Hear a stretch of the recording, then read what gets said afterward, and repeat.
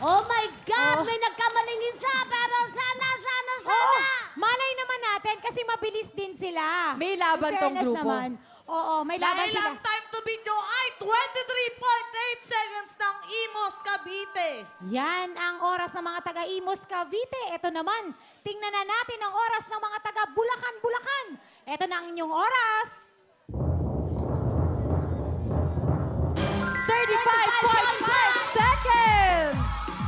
Okay lang. Hello mga kapuso! Sugar Mercado po to.